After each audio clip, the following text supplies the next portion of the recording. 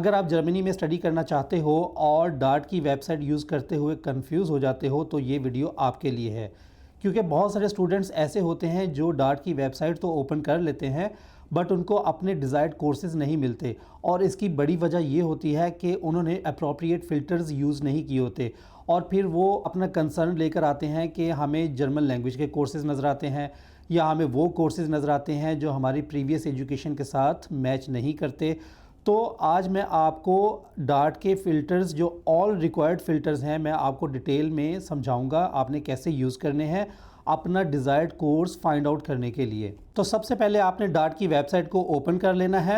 अब यहाँ पे भी बहुत सारे स्टूडेंट्स कंफ्यूज होते हैं कि हमने सर डार्ट की वेबसाइट तो ओपन कर ली बट हमें वो फ़िल्टर्स नज़र नहीं आ रहे। उसके लिए आपको ये करना होता है कि डार्ट की वेबसाइट ओपन करने के बाद आपने इंटरनेशनल प्रोग्राम्स में जाना होता है। जब आप इंटरनेशनल प्रोग्राम्स पे क्लिक करते हैं तो आपको एक नया लिंक मिलता है जहाँ पे आपने अपने सारे रिक्वायर्ड फ़िल्टर्स यूज़ करने होते हैं, जो मैं आपको अब दिखाऊंगा कि हमने कैसे उसको यूज़ करना है।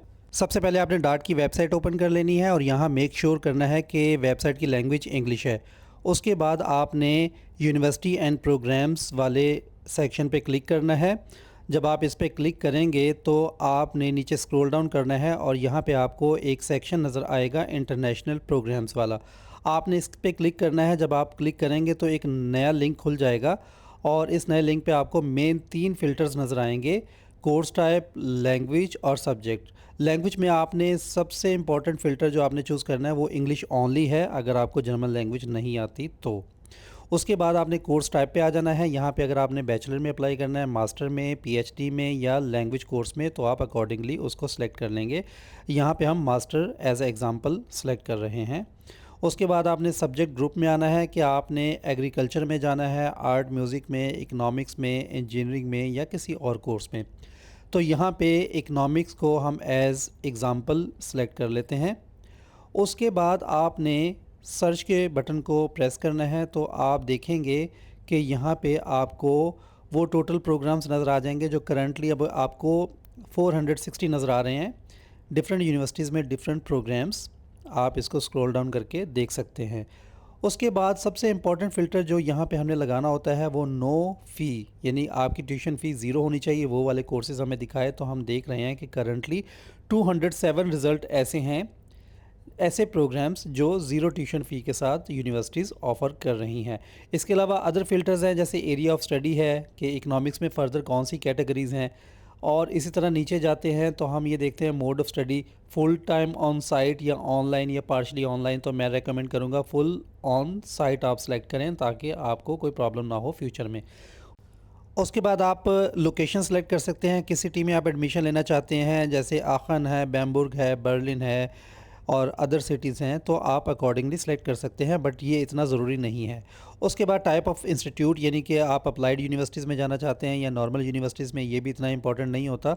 उसके बाद आपने ये देखना है कि आपने ट्यूशन फ़ी वाला फ़िल्टर और लैंग्वेज वाला फ़िल्टर सेलेक्ट किया हुआ है। अब आप ऊपर कंफर्म भी कर सकते हैं कि हमने टोटल 5 फ़िल्टर्स सेलेक्ट किए हैं, full on site, master degree, economics, area और इंग्लिश ओनली और नो ट्यूशन फ़ी। तो 187 प्रोग्राम्स हमारे सामने ऐसे हैं जो हमारे डिज़ायर्ड फ़िल्टर के मुताबिक हैं।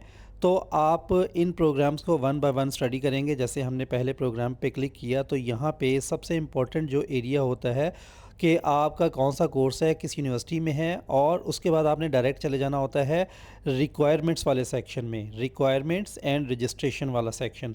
यहाँ पे आपको ये नज़र आ रहा होता है कि यूनिवर्सिटी की रिक्वायरमेंट्स क्या हैं जो हमने रीड करनी होती हैं लाइन बाय लाइन। जब आप ये सारे फ़िल्टर्स यूज़ कर लें तो कुछ चीज़ों पे आपने कंसंट्रेशन बहुत ज़्यादा रखनी है कि जब आप कोई भी प्रोग्राम सेलेक्ट करें तो आपने उसकी डेडलाइन को लाजमी चेक करना है, उसकी एलिजिबिलिटी को रीड करना है और उसकी लैंग्वेज रिक्वायरमेंट को लाजमी देखना है कि क्या वो विद आइल्स है या विदाउट आइल्स है। अगर आप इन चीज़ों को कंसीडर नहीं करोगे और अप्लाई कर दोगे तो आपका टाइम भी वेस्ट होगा, आपका पैसा भी ज़ाया होगा। तो आपने इन चीज़ों को अवॉइड करना है। जब आप ये सारे फ़िल्टर्स यूज़ कर लें तो आपने कुछ चीज़ों पे कंसंट्रेशन करना है और कुछ चीज़ों को अवॉइड करना है। जिन चीज़ों पे आपने कंसंट्रेशन करना है उसमें आपने एक तो डेडलाइन को इग्नोर नहीं करना। जो कोर्स आप ओपन कर रहे हो तो आपने उसकी सबसे पहले डेडलाइन चेक करनी है, उसके बाद उसकी एलिजिबिलिटी चेक करनी है और उसकी लैंग्वेज रिक्वायरमेंट चेक करनी है कि क्या वो विद आइल्स है या विदाउट आइल्स है। उसके बाद आपने कुछ चीज़ों को अवॉइड करना है, कुछ मिस्टेक्स ऐसी होती हैं जिनको आपने नहीं करना जो बाकी स्टूडेंट्स करते हैं। इसमें नंबर 1 पे आपका जर्मन लैंग्वेज का फ़िल्टर रिमूव करना भूल गए आप, या आप ट्यूशन फ़ी चेक करना भूल गए। उसके बाद आपने लैंग्वेज की रिक्वायरमेंट को चेक करना था बट आपने उसको इग्नोर कर दिया। इसी तरह आपने डिग्री का लेवल जो सिलेक्ट करना चाहिए था वो नहीं किया, आपने रॉन्गली सिलेक्ट कर लिया, तो आपको अपने डिज़ायर्ड कोर्सेज़ नहीं मिलेंगे। So you have to be very careful. You have to read each and every requirement line by line to understand before applying to save your money and time. आखिर में मैं आपसे ये कहूँगा कि अगर आपने डार्ट के फ़िल्टर्स को प्रॉपरली यूज़ करना सीख लिया तो ना सिर्फ आपका एडमिशन कंफर्म हो जाएगा, आप अपने वीज़ा प्रोसेस को भी खुद से करने के काबिल हो जाओगे। तो आपको अगर ये वीडियो हेल्पफुल लगी है तो आप इसको लाइक भी करें, शेयर भी करें और फॉलो भी कर लें ताकि आपको डेली की अपडेट्स मिलती रहें।